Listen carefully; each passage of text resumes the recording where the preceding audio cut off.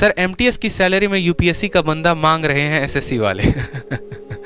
अब एक बात बताओ, चाइनीज जी जो आप कह रहे हो, जिस दिन आपकी एमटीएस की नौकरी लग जाएगी ना, उस दिन जो आप दहेज भी मांगोगे आप भी उसी अकॉर्डिंग ही मांगोगे। राइट नाउ जो समय है ना, और जो समय जो कोरोना ने सबको सबक दिया है वो यही दिया है कि बेटा होगे तुम अपने घर के बहुत बड़े इंजीनियर और अपने कंपनी में बहुत बड़े पोस्ट में होगे, लेकिन जब जब लॉकडाउन लगेगा, चाहे तुम्हारी तनख्वाह 5 लाख महीने की क्यों ना हो, तुम आके घर पर ही बैठोगे और तुम्हारी नौकरी जो है वो मझधार में लटक के रह जाएगी। तो ये जो लॉकडाउन था ना, इसने इतने लोगों को कंपटीशन में पुशअप कर दिया है, आप बिलीव नहीं करेंगे। यूपीएससी का इंटरव्यू था, अभी एक पर्सन है जो यूपीएससी में जिनका बीपीएससी में और बीपीएससी में वो चयनित हुए हैं, उनका ऑल इंडिया रैंक जो है वो 217 के करीब में है। उनसे मेरी मुलाकात हुई, ठीक है। तो जब मेरी उनसे मुलाकात हुई तो अभी राइट नाउ मैं कल ही मिलकर आया उनसे, और वो सर्कल ऑफिसर यानी रेवेन्यू ऑफिसर के पद पर चयनित हुए हैं। तो उन्होंने बस एक ही बात कहा कि अब बिहार में बदलाव होने वाला है।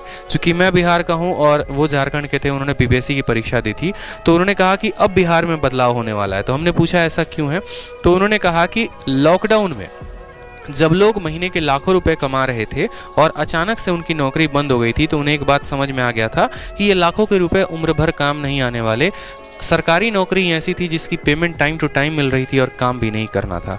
इस वजह से बड़ी बड़ी कंपनीज में एक स्टूडेंट का उन्होंने केस बताया कि जो जर्मनी में रह रहा था और वहाँ पर यहाँ के नोट्स मंगाकर तैयारी कर रहा था, और यूँ समझ लीजिए कि वहाँ से उसने जो है एग्ज़ाम को दिया, वहाँ से उसने मॉक टेस्ट दे रहा था और यहाँ पर आके उसने पेपर दिया।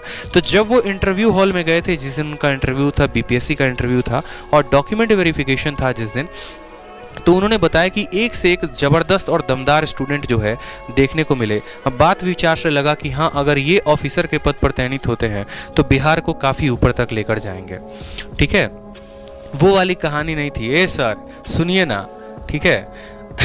तो ये अब कहानी नहीं है, अब जो है बदलाव होगा और काफ़ी तरीके से, क्योंकि लोग भी उसी तरीके से सेलेक्ट होके आ रहे हैं। तो इसीलिए जान लीजिए कि कंपटीशन जो है वो टफ पेपर की वजह से नहीं, कंपटीटर्स की वजह से हो रहा है, ठीक है।